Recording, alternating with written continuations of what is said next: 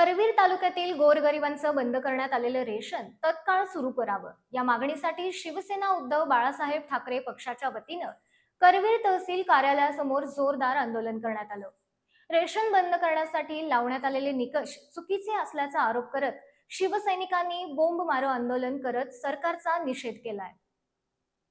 करवीर तालुक्यातील अनेक गावांमध्ये गोरगरिबांचे रेशन बंद करण्यात आल्याचा आरोप करत शिवसेना उद्धव बाळासाहेब ठाकरे पक्षाच्या वतीने आंदोलन करण्यात आले। आयटी रिटर्न भरत असल्याच्या कारणांमुळे अनेक रेशन धारकांचे धान्य बंद करण्यात आले आहे। मात्र घर बांधण्यासाठी किंवा वाहन खरेदीसाठी बँकेकडून कर्ज घेताना सर्वसामान्य नागरिकांना आयटी रिटर्न भरावा लागतो। त्यामुळे केवळ आयटी रिटर्न भरतो म्हणून एखादी व्यक्ती श्रीमंत ठरत नाही असा दावा आंदोलकांनी केला।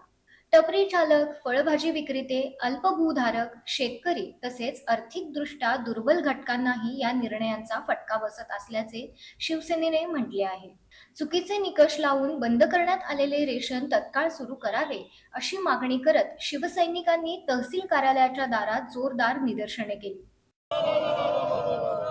भाजप सरकारच्या नावाने गोरगरिबांचं राशन बुडवणाऱ्या सरकारचा, या भाजप सरकारच्या नावाने गोरगरिबांचं राशन बुडवणाऱ्या सरकारचा, गोरगरिबांचं राशन बुडवणाऱ्या सरकारच्या नावाने।